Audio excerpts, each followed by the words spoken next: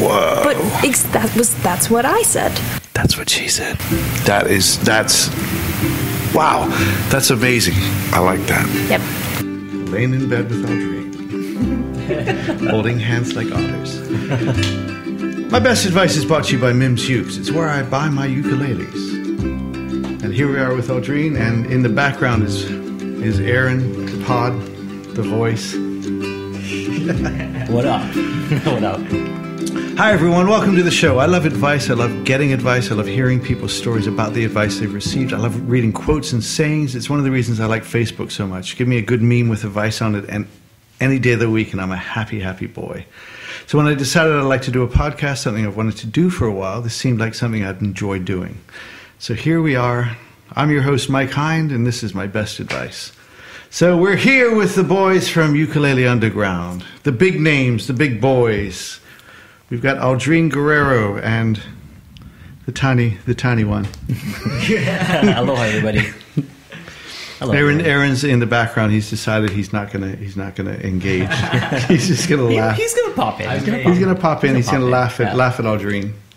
Audrine is currently in bed under the covers in his sleep pants. I have a song called "Under the Covers." Is it about doing a podcast with the Bermudian guy? Perhaps it can be now. It's open to interpretation. You're gonna think of this moment. Right? Yeah. Every time I sing that song now, I'm gonna think Mike Hind, under the covers, and Mike.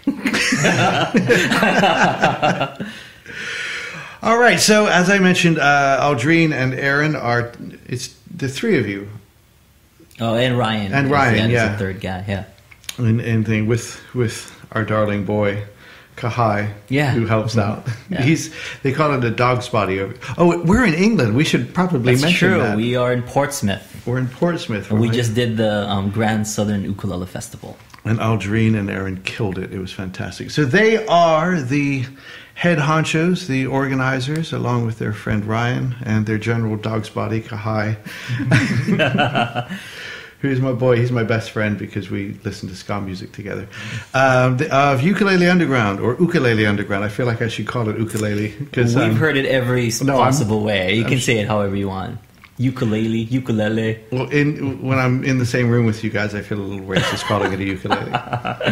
As long as you're okay with me talking like this, man. That's a hate crime. That is a hate crime, my friend.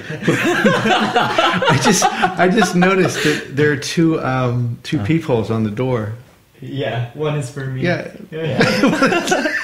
We do that little rascals thing.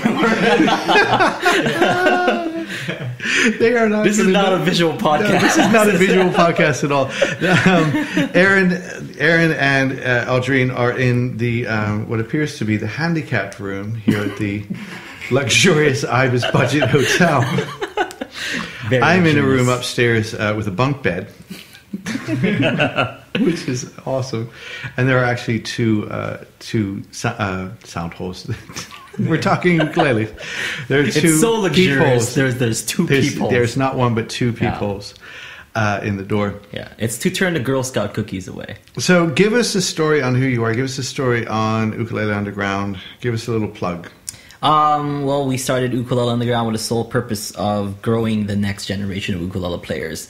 And next generation doesn't necessarily mean, like growing the young kids into, good ukulele players, but anybody who's interested in picking up the instruments, we want to be able to support that and, have the ukulele as a whole, movements and whatever uprising, whatever you want to call it, to move forward. The ukulele move forward. We want to grow the next generation. Yes. The people who are going to take this and run off with it. That's who we want to grow. So we want to teach the techniques that we know and basically give knowledge and advice and as much as we can to be able to grow that next generation. Yeah, that is one of the things that I admire so much about you guys is. For me, there is a vested interest in the ukulele remaining in the forefront, but not as a fad. And I do love that you guys. It does seem that you guys your whole thrust is to keep it popular without it staying as a fad, without it being that cutesy little thing. You guys treat it like an instrument, and it really is. And I think we saw this weekend that there there is room for the fad people. There is room for the people that just want to sit off in their living room and play. But you guys are really helping. I mean, I know you certainly helped me a lot with my career, pushing me along, and didn't even know you were doing it because we only met 2 years ago. And it's kind of cool, like to meet people, because we come from a tiny little rock. Yeah. In the formation of tiny rocks. So all three of us do, actually.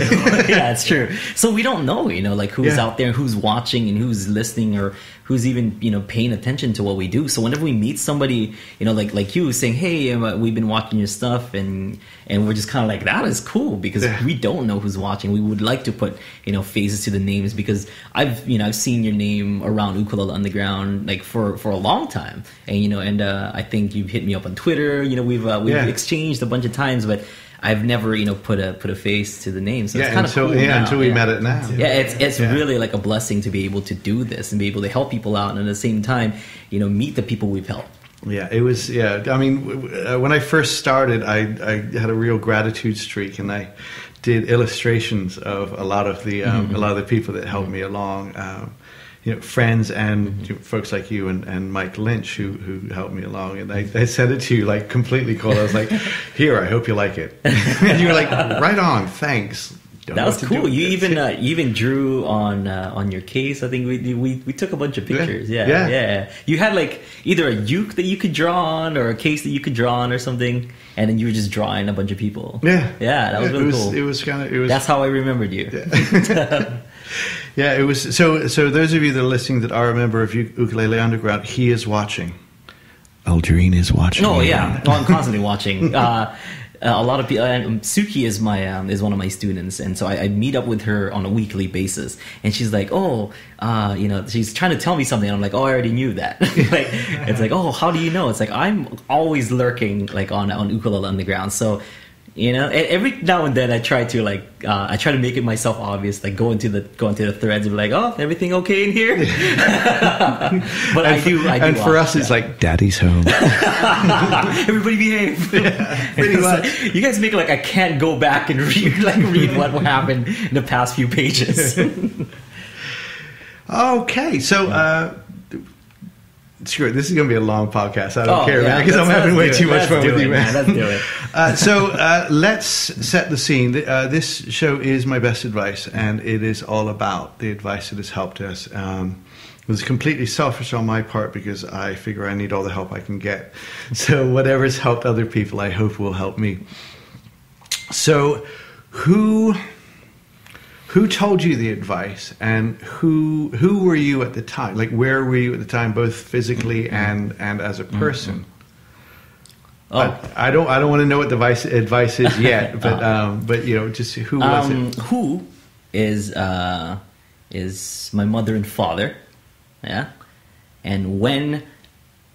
I mean, as early as I can remember. It's actually a very famous Filipino saying. Cool. Yeah.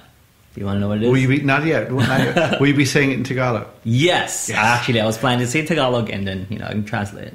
Are you impressed that I know that it's called Tagalog? And then you say that you said it correctly. Yes. Better than my Jamaican accent. There you go.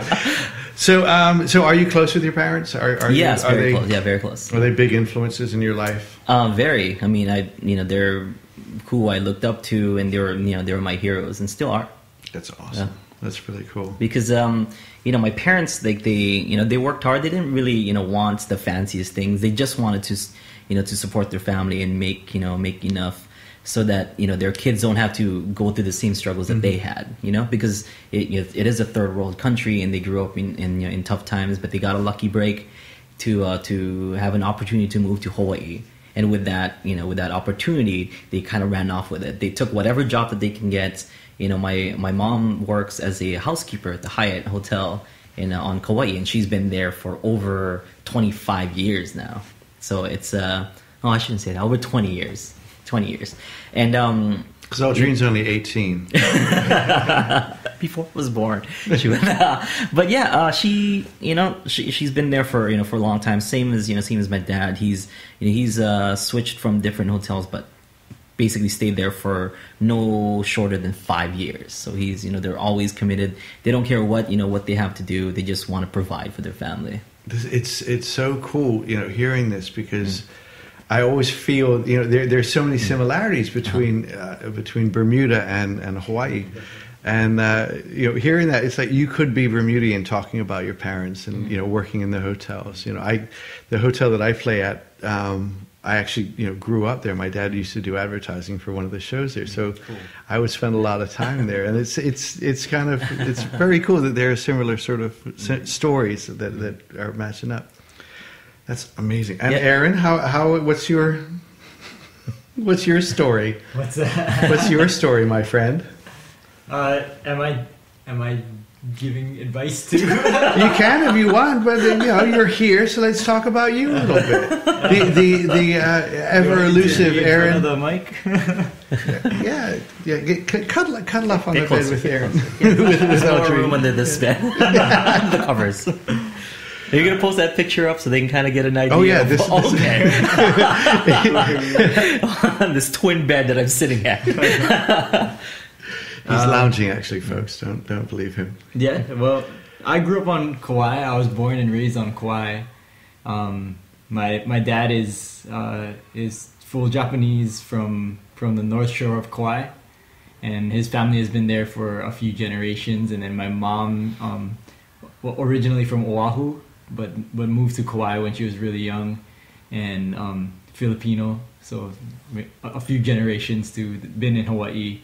Kind of pioneers of the sugarcane industry in Hawaii on my mom's side, and then awesome. Rice farmers on my dad's side. So that's racist. Kind of.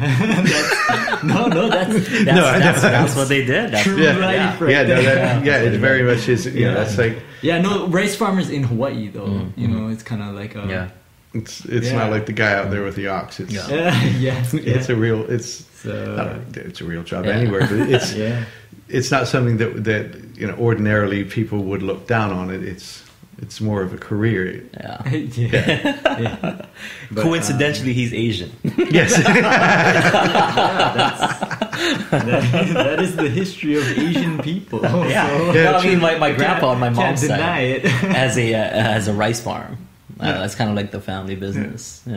Yeah, that's cool, because I'm similar. My father's originally from Portsmouth, where we are now, and my mom is several generations Irish Bermudian, which so it's we're all the same person. So that must have been cool for you to play at the King's Theatre then. Oh, it was amazing. It was like your dad's hometown. Yeah, well, you guys didn't catch the beginning of my set. No. We were doing this filming thing with that guy. Yeah. My dad used to work at the King's Theatre. What? He worked there when they did catch that. Yeah, we did hear that. And then my grandfather, who at 17 had a orchestra, he played at the King's Theatre. And my great grandfather was a tenor in his workman's club band.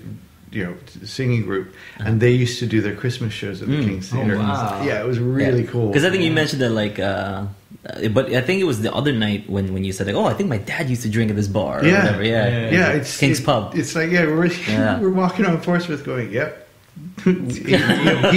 He walked down the street. That's cool. We went and visited. My wife and I went and visited the house that he grew up in, and it was really emotional. And then. Every time I've been there, I've gone down to the corner store and bought a drink and some candy. And so I was like, so we did. And as we were walking back, we saw this old lady and said to her, did you know Joyce Hines? She went, oh, yes, I knew Joyce. She was a lovely lady. And I was like, well, I'm her grandson. Oh, and she regaled me with stories of my grandmother. And I'm like sobbing. Okay, thank you so much, nice lady. It was pretty, thank you. You played a great set, by the way. Both nights, the open mic night and the main event night, on Saturday. It was great. We loved it. We loved it. That's not blowing smoke or anything. We really enjoyed it. We've seen you at the Moku booth and stuff, but that's not really. That's just you messing around. So we finally saw your set, and I'm like, wow, Mike. Mike's got this audience feeding off the palm of his hands. It's really awesome to see you do your thing. In case you can't tell, I am grinning from ear to ear because Aldrin Guerrero just gave me an amazing compliment, everyone. For those of you that have no idea who Aldrin Guerrero is, he's like my Elvis. Okay, this is like amazing. Your uncle? Yeah, Uncle Elvis. Yeah, that because you guys. I mean, hell, the set you guys did last night. Everyone in the place was. I mean, my cousin Paul, Mark, Mark, the guy who played on the open mic. Yeah. He. I have to edit that. My cousin Mark. He posted on the thing. I did not know that people could play the ukulele that well. Could do a show like that, and that is, I mean, that's the kind of compliment you want. You don't want people like, oh, it was so good. You were so great. It was like, dude, I did not know you could do that. You know, that's like, yes, I did well. It's cool, but you know, like we got guys like Jake who are coming, you know, here now, and you know, so to hear stuff like that, you know, for me. It's not being humble or anything, but it's just like, man, I mean, you know, if you think we're good, like you should hear like, you know, Jake or James Hill or, you know, any of those, the top guys, you know?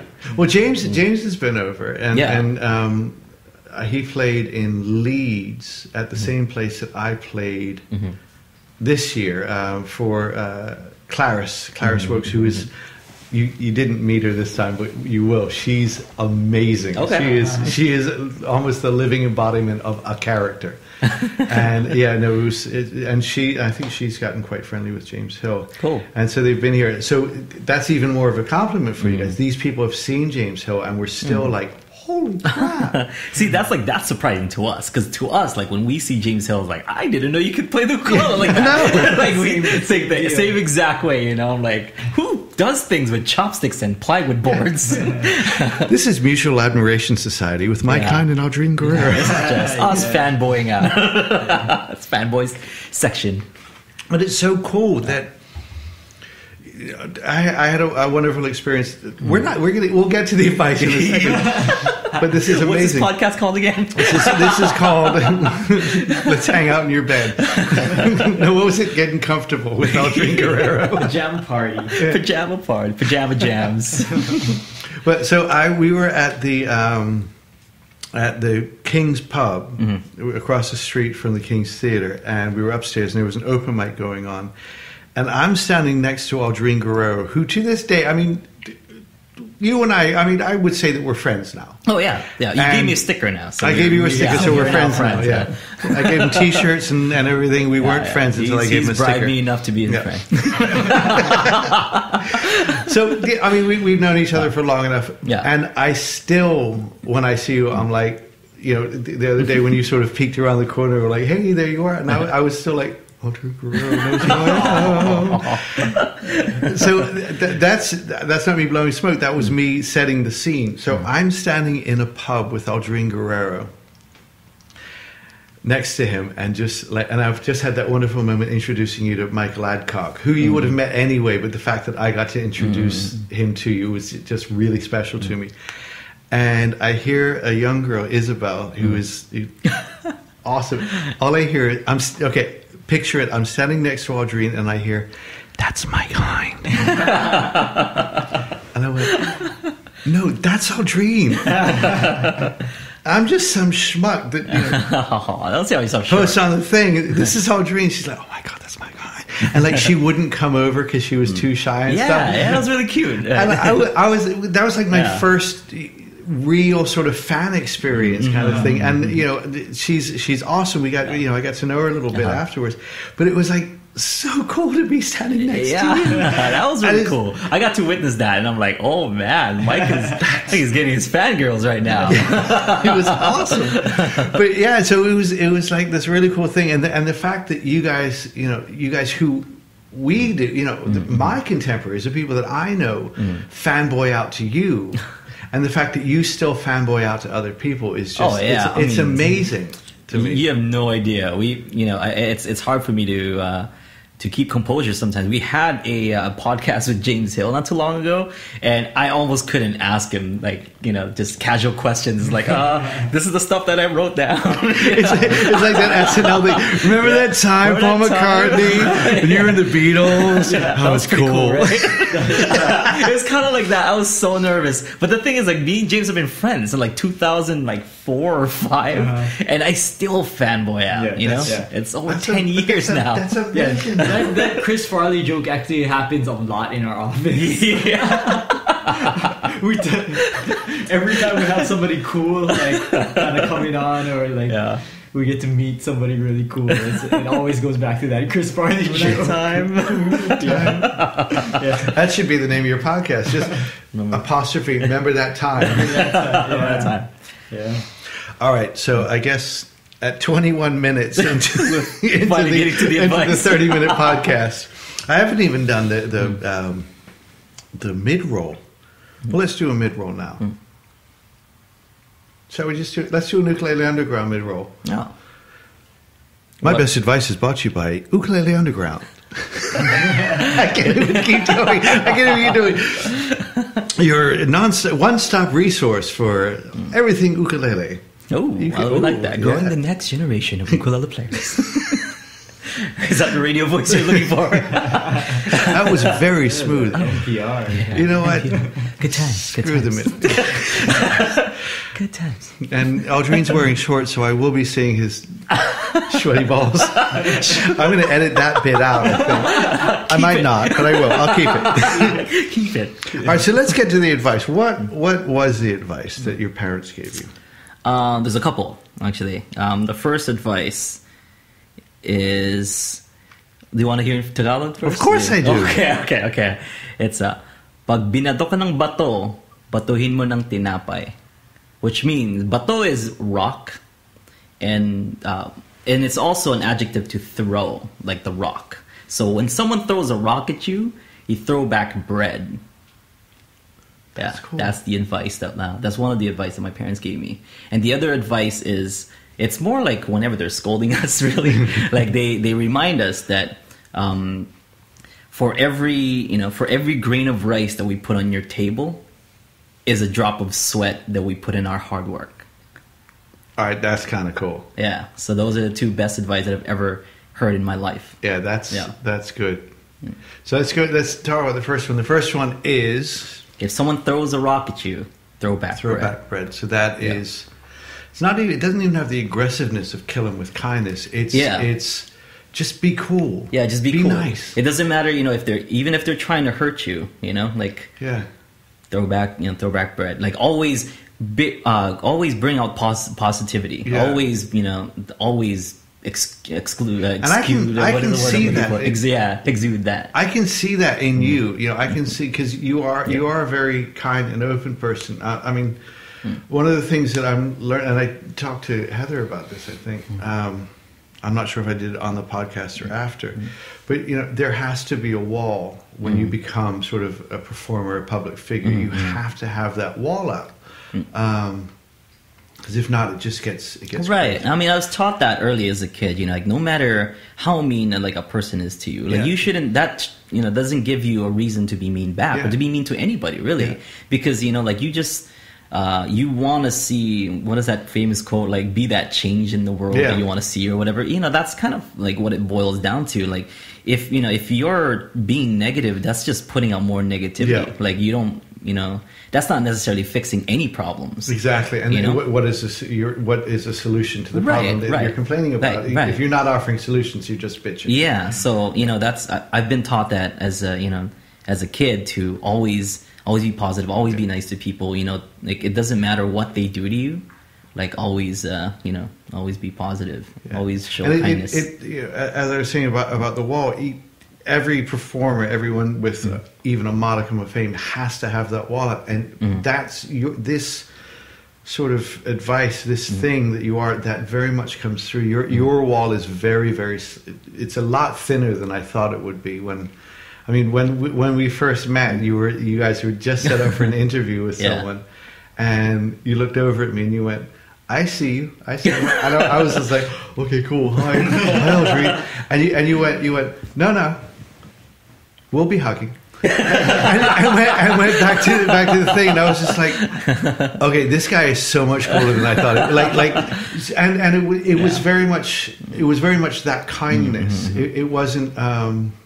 And I don't know if there is an awareness on your part. As I get to know you more, I'm not sure if there is an awareness on your part of how people see you, how we do fanboy out to you. People are just people. Like I don't like consider myself any higher than any other. And that's exactly what's so really, amazing about you, because like, I mean, I know Suki, we all do. We all idolize you so much. And you're just like this awesome, cool dude. This is like, dude, I'm just all dream, man.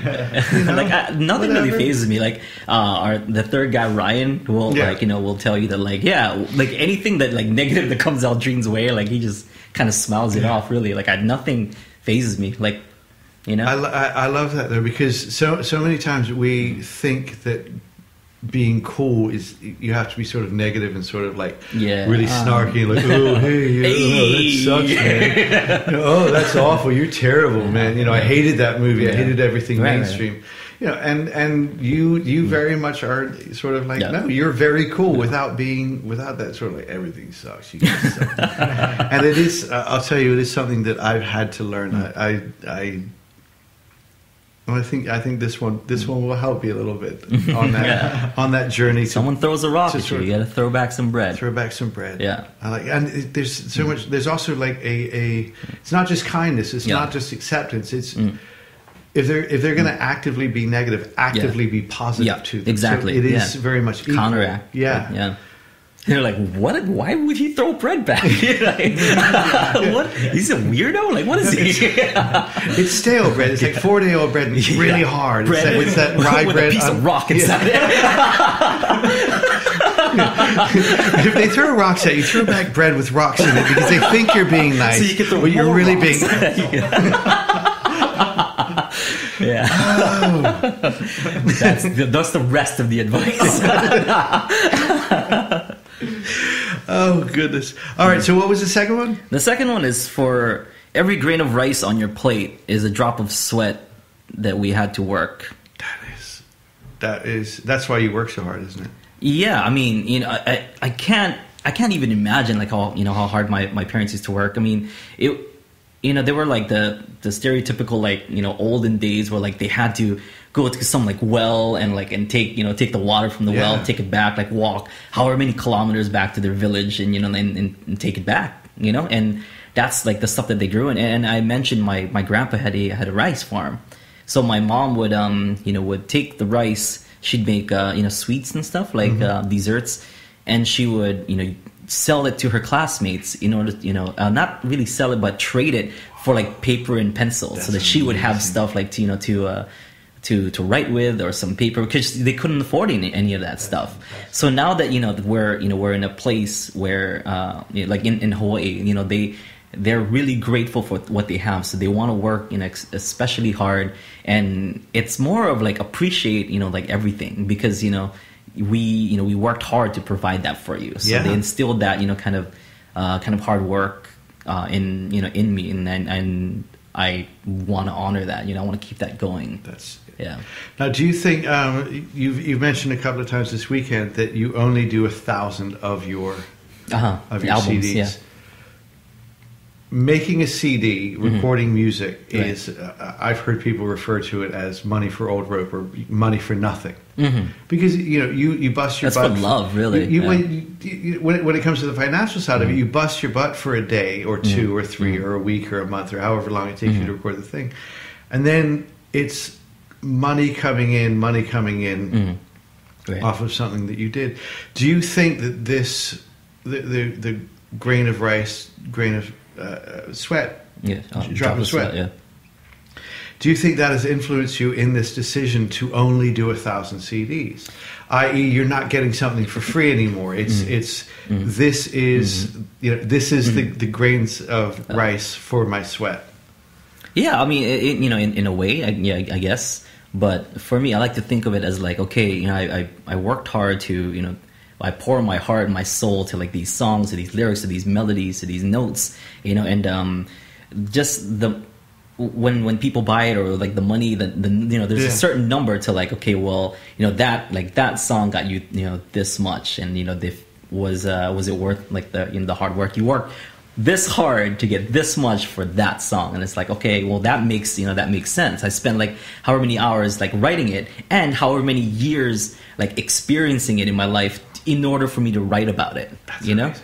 That is, it's so cool because I get where you were coming until now. I was with you. I was like, no, I get that. That's kind of a cool thing. It's you know, it's a bit of a gimmick, but it's you know, it's not necessarily a manipulative gimmick, but it's a bit of a gimmick to do. You know, you're only going to get the 1,000, blah blah blah.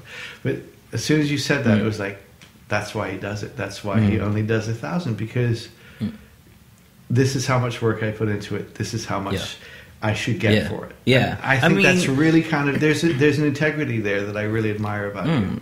I mean, you know, there's a lot of stuff. There's a lot of reasons why I do it. I mean, it is, you know, available on iTunes. People can still get it, but you know, like the physical stuff for me, that's like the, you know, embodiment of like the experiences that I've had in order to write all this stuff, or in order to make all these melodies and the late nights and whatever, you know, like all that hard work that went into not just, you know, recording it, like you said, how a day or, you know, a week. It's beyond that, you know. We as artists, you know, if you're like a real artist, that you just want to, you know, make art. Yeah, so you want to keep creating. Exactly. And like in this kind of medium, it's so personal that like when people don't buy it, it's, you know, it's really tough to not take it personally, because that's like, you know, that's your heart and soul and your, you know, everything in your mind that you just like dumped into a CD.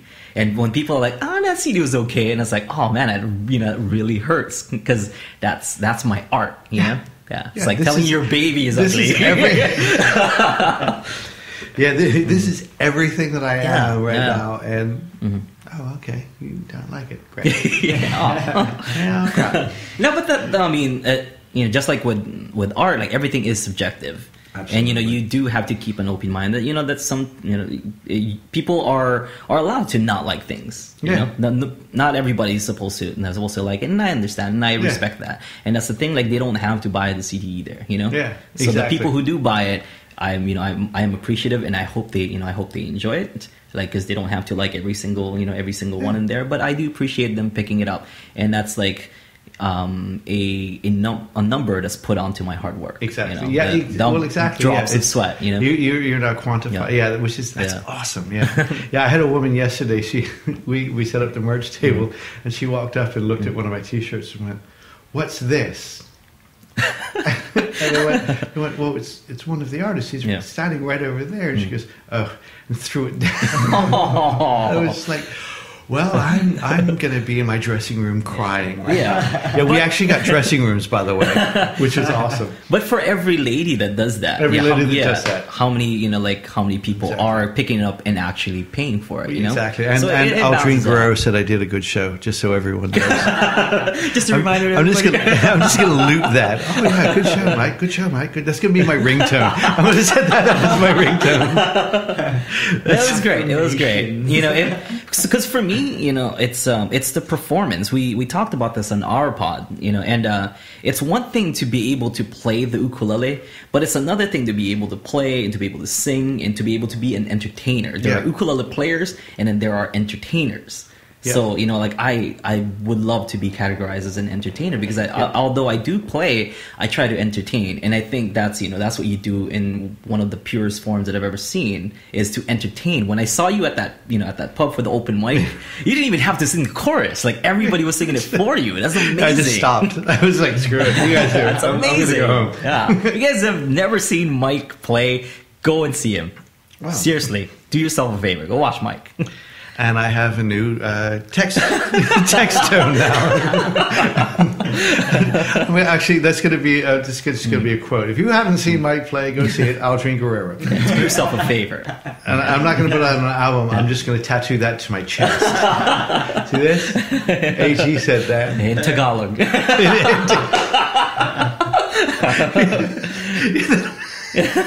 That'll be my foreign language quote. Ramen noodles. We're having too much fun here, this is awesome. And we're only 6 minutes over, which is amazing. So screw it. Ryan, what you got? Let's keep him. Not Ryan. Why did I call him Ryan? I don't know. Kills me, I've never met Ryan. That is a thing. That is a thing. You know what it is? He took his glasses off. That's a thing for everybody. You're not the first guy to do that. You're not the 10th or 20th guy to do that either. And they've never met Ryan either. I feel really racist because I just called an Asian guy by another Asian guy's name. Have you guys met? You met Nick Kim. Yes. And Mike Hu in Atlanta? Yes. No, I've never met Mike Hu. I've met Nick Kim. He was one of my students. They both go to UWC, Uh-huh. and I once introduced Mike Hu as Mike Kim, and Nick is Nick Hu. And what's the difference? didn't mean to do it, and they were both just like, great, yeah. We all I'm look the Korean, same to he's you, Chinese. Yeah, this is not cool. At least he didn't say the O word. At least he didn't use the O word. How about that woman that last night? Last night at the cabaret. Oh, what happens at Ukulele Cabaret, Mike? Okay, we don't talk about that. Yes, but she said the O word. She said the O word. She made her sound like a rug. She said it, not me. I didn't say that. That's a British thing. Is that a British thing? Yeah. That they say that? Yeah. Oh, yeah. It's like a big no-no in the States. In the States. In the States. But You don't say that. It's, yeah. We can say that. Yeah, you can say that. That's your word. That's our word. So speaking of racism, hey Ryan, Arian. I'm just going to combine the two. Okay. Aaron, what was your best advice? My best advice? I think right around the time that we were starting Ukulele Underground, it was just before we started Ukulele Underground. I was working at a tutoring center, and I think one of the most influential people was the lady who owned the tutoring center, Mrs. K, we called her, and so she gave me like a couple pieces of advice that really kind of helped us grow into Ukulele Underground and just helped me in general. Mm-hmm. So like one of them, I remember her saying, it was something along the lines of like always take time to appreciate the things that you have. Yeah. And I guess the reason why she started her tutoring center was because her son had some kind of like Audrey's getting comfortable. he's going into the bit. Her son had a brain deformity, and so she had to tutor her own son to help him, with speech development and all that, and that's what developed into her tutoring system. And so, at the time, it's so hard going through that kind of thing. And so she always said, it doesn't matter what happens in life, but appreciate what you have, and then you make the best out of it, and go on from there. And she told me something about one of her friends who he would carry just a pebble in his pocket. Anytime that his hand brushed the pebble, he would just stop for a little while and just think about the things that he appreciated. And so that's kind of like, when we started Ukulele Underground, we had nothing, basically. Yeah. Now, how old were you guys when you started Ukulele Underground? Must have been 23 24. or 4. Wow. So, I mean, yeah, we basically, we had nothing. It's $100 company. Yeah. Wow. Yeah. Yeah. And so we started with $100. It was basically just an idea that we believed in enough that we just kind of ran with it. And so she, Mrs. K was one of the first people who I told about this. Like, I think I'm going to take this seriously and go all in on this. And pretty much everybody else that I told about this, like, only close family, friends, and relatives I told about, I'm going to quit my job and I'm going to do this. And she was pretty much the only one that was actively excited about, about this venture that I was, she totally believed in me. And so yeah, she said, that's one of those things. If you're actually going to go do this, make sure, because you're going to encounter hard times, definitely. And make sure you stop every once in a while and think about, just enjoying. Yeah, appreciating. There are things in your life that you have to appreciate, and so take the time. And so for a while, I was carrying around an eraser from the tutoring center in my pocket. That is so cool. And so anytime that my hand brushed the eraser, I would think of actively stop in my day, whatever was going on in my day, think about the things that I appreciated in my life, and that kind of helped me keep going, keep doing this, and you know, it kind of helped that it was things that I liked. You know, Yeah. It's music and it was editing. Like I love video editing, and I still do. And so it was easy for me to do that. But sometimes, you know, like, you know, we didn't know if we were actually gonna make money this year, or you know, if the things that we were because we were always throwing out new ideas for Ukulele Underground, throwing things at the wall, seeing what sticks. And there were a ton of things that didn't stick along the way. And so that kind of like, you know, that's the same thing as like, you know, this is your baby, this is your idea that you threw out there and nobody likes it, and it fell off the wall. So there are a lot of times that you have to go through where it's like, am I really doing the right thing with my life? Is this the right path that I'm supposed to be going on? And that always kind of helps. You just stop for a little while, and even if you think there's nothing, like my life sucks right now, if you actively stop and make that effort, you'll think of your brain just finds things to be appreciative of. So I appreciate my Minion socks. These guys, I've been on tour for 3 weeks. We were in Greece. We did all over the UK, and I finally ran out of socks. Day before yesterday, and so these guys said they were going to Asda, and I was like, "Oh, can you pick me up a pair of socks just so I can get through like till tomorrow when I go home?" And they showed up with a 4-pack of UK Minion socks. So the ones that I have on now have the Union flag. Did you know that? Union Jack. No. The Union flag. Jack is only called that when it's on the back of a ship. On the stern of the ship. It's the Union flag if it's anywhere else. And there's one of the Minions he's got the big buffalo hat thing, and the other ones are standing on each other. And so I'm appreciative of that. So let's screw it. Let's just go over some of the stuff that you are doing with Ukulele Underground as we wrap it up. What are some of the things that because you've got the new lessons. It's a new website that we're working on, and that is that's kind of a big one for us. And it's called Lesson Underground. Yeah. And it's you guys and a couple of other teachers giving. It's both videos and personal lessons. No. It's gonna be. It's basically like a matchmaking system. And Gotcha. so we're inviting all of our friends who are able to teach, and we're also inviting all of our friends and who wants to learn fans stuff, and members who want to learn.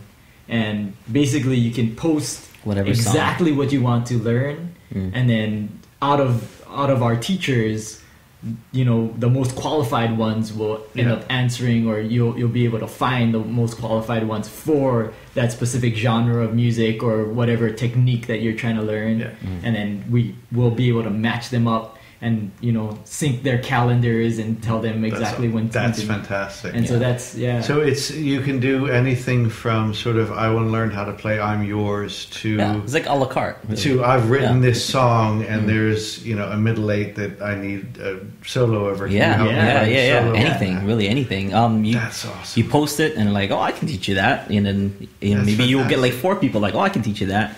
And then we'll have, you know, like a rating system, or maybe you can, you know, check out their profile or something, and then the best one. Yeah. So it's like, as it grows, people will give different ratings for different teachers. So you can know who has a good reputation, you know, on whatever genre, or, you know, whatever subject. So that's, you know, that's mine would be like 1 star. He was really fun to hang out with, but I didn't learn nothing. I did learn I'm Yours eventually. Yeah, exactly. But really, it grew out of like this service that we were offering to our Plus members, where they could request a song and Aldrin would teach it to them. I would figure it out. We were starting to edit videos, and the requests kept pouring in to the point where we couldn't. It wasn't sustainable. Really, it was just a lot of hard work for not a lot of. Yeah, you know, and at this point, you guys are so busy. You really do need to sort of find that balance between doing something that you love and actually, you know, paying your bills. Because, you know, we do get scared to, you know, like charging people, because we've ran Ukulele Underground as a free site for a long time. You know, like doing the private lesson, not private. What did we call it? Like, is it private song lesson? Private song lesson. It was like $30. It was like $35, like per song, and that was me figuring out, whatever song that you wanted me to do. Yeah. If you wanted a solo arrangement of that song or like somebody else's arrangement, I would seriously figure it out. We would record it, and then Aaron would edit it, and then we would send it to you. And that's like $35 because we're like, I don't know if people are gonna spend like $40. Like, how much would people spend on this? They were thinking like $20 or $25. I'm like, no, I'll do like $35 maybe. Yeah. But the production itself alone is like should be like over like $100. Yeah. But people won't pay for that. So even with like Ukulele on the Ground Plus, like we have so much stuff on there. We have like UU Plus solos. You can learn. You can learn solos. We have we have the pods. We have the live lessons. I go on every Thursday and I address like the UU Plus members and ask me anything about the ukulele. We do that every Thursday.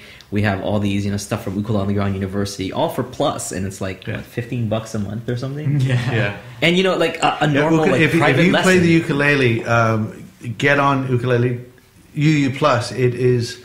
I haven't been on because I've just been stupid busy, and I think my thing lapsed. But I'm gonna join back up because I used to I spent way too much time. on because on people are willing to pay like $50 per lesson. For a private lesson with somebody. Where it's worth it. Yeah, so for honest. $15 a month, exactly. So the entire way you can watch however many videos and learn as much as you want. But for us, because we've been working such with a free site for so long, we're like, I don't know if people. I don't know if we should charge. I don't know if because we're kind of ashamed. And then really. it was just getting too much. We got too many requests that we couldn't fulfill it, and so this is kind of our solution to that problem. Where we're kind of linking up the people who do have the time, by ourselves, we wouldn't be able to fill all of those requests. But a lot of our friends putting in a little bit of time. Exactly. It's perfect. And you're also helping out, as you said, the next generation. Yeah. I know one of the guys that's working with you is Colin Coleman. Yeah. Who's a good buddy of mine. And, I've watched him grow over the past 5 years. He's one of my students. And, I proudly say that. Yeah, and you should because he is. I mean, he's good, and he's done a long way. Yeah, he really has, and it's nice as someone who's ostensibly an outsider with a connection to see that you guys are supporting the next generation of ukulele players. Because at the same time, it helps you guys like Colin because he could make money teaching on the Lesson Underground as a teacher. So who are some of the other teachers that you've got involved? I actually don't know. We don't have the list. You don't have the list? Okay. Yeah, we do Colin, have okay, so I didn't let on my secrets. Because Colin's right front center of that I know. website. So that's no secret. He sent me the pictures like, which one do you like? Which picture do you like? I was like, all of them. They're all amazing, dude. You're a fantastic photographer. He's the poster boy for Lesson Underground. Yeah, he really is. Yeah. But we're trying to get like a pretty solid base of teachers to start off with. Yeah. And then after everything goes smoothly, we fix all the bugs and everything, then we'll start opening it up to anybody who wants to apply as a teacher. Yeah. Yeah. So if you imagine you're a college student, and you had a couple hours to spare, you can teach a couple lessons, and you make between your classes. You can make however much money instead of working at whatever low paying job for 40 hours a week. You could do maybe 3-4 hours and make pretty much the same. It makes similar coin. That's amazing. Anything else you guys need to plug? Oh, Aldrine's new album. Your new album. Yeah, let's just do a plug for it. Well, I just recently released an album called Acoustic Robot Love Songs, and it's an album that I wrote and produced by myself at the Ukulele on the Ground office, actually. And I wanted to create an album that best represents us, sitting in a living room and just jamming for you, Yeah. And it's just a lot of love songs because I'm in that time of my life right now. I just got recently engaged, and it's just it's not all happy love songs. There's some sad love songs because with finding the person for me.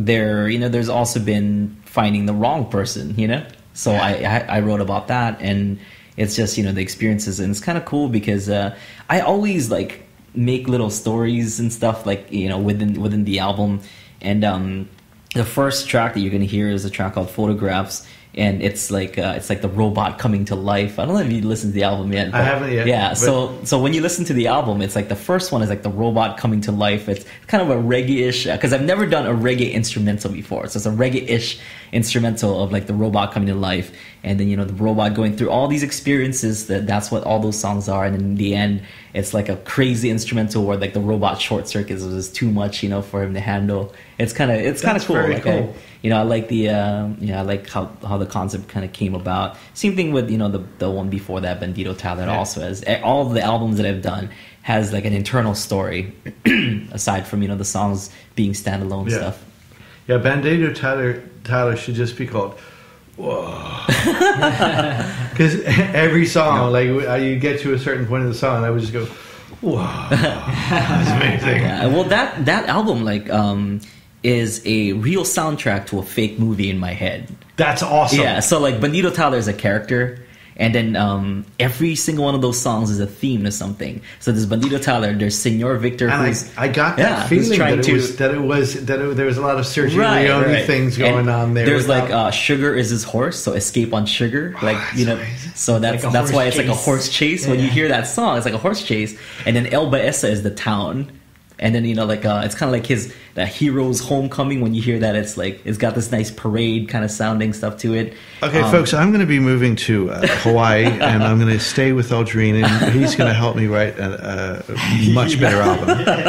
And we're going to record it in the Ukulele Underground office. Like we mentioned earlier, like when you make a CD or write songs, it's art. For me, like I don't want to just like write stuff just because like I think people this is what people like now or whatever. It's like it's me. It's a personal piece of of really my soul that I'm putting in these putting these albums and my brain.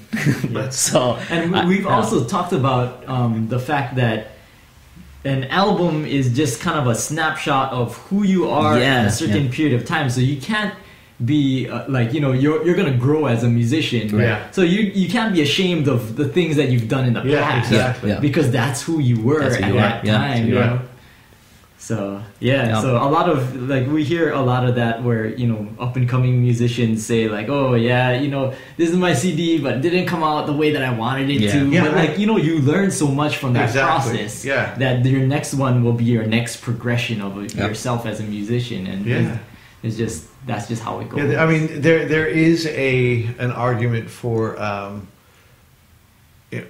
taking away some of the old stuff. I mean, Julia Nunes just removed a lot of her older stuff because she has a new album coming out, and her reasoning I thought was insanely valid. It was wonderfully valid, and that is, I don't want the best stuff that I've ever done, and her album is good.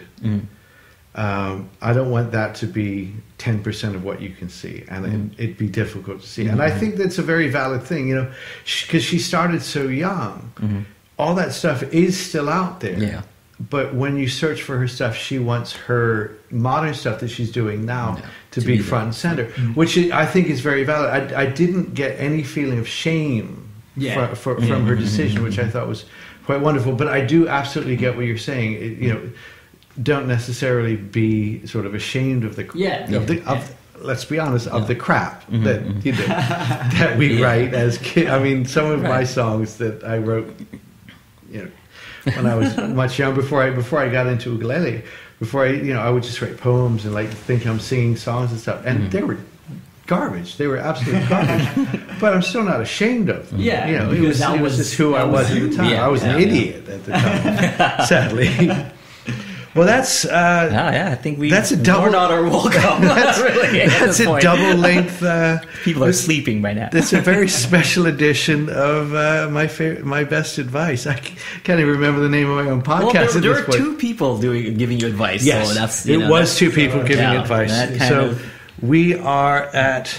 We're at almost an hour. I'm going to stop short of an hour just so I can say I stopped short of an hour. I'd like to thank my friends Aldrin Guerrero and what's your name? Aaron? Ryan Nakamura for hanging out with me.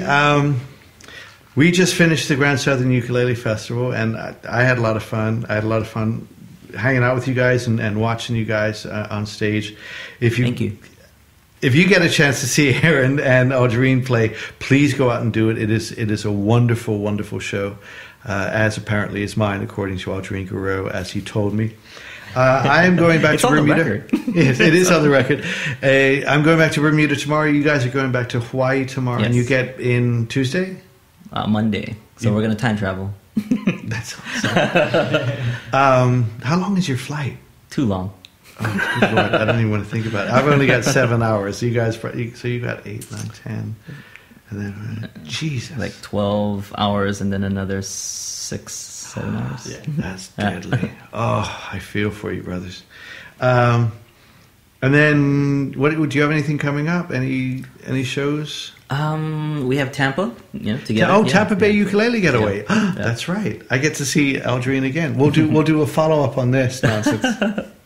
And then I have no idea what I'm doing this winter. I'm doing Tampa as well. I'm not actually working it. I'm just sort of going there to MC as a favor for them because it's a nice weekend. I don't know if you have any Korean fans, but we'll also be in Korea. You'll in be November. Yeah. No, I don't. But please feel free to tell them that I'm awesome. Yeah. Aaron will. Do you know more about the Korea show? What's that? We were playing Korea. They're playing Korea. Yeah, Okay. There you go. All right, cool. End of November. End of November. And then anything for Christmas? Are you doing a ukulele underground Christmas album? Yeah.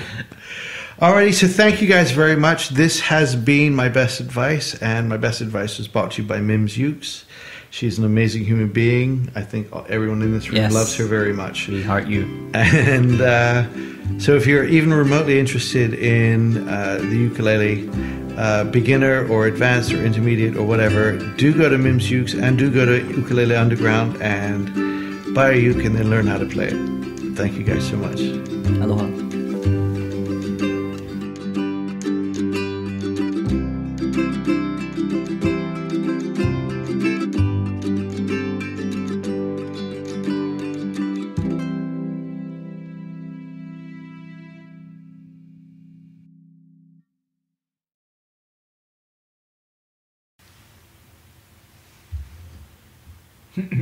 It didn't record. Did it not record?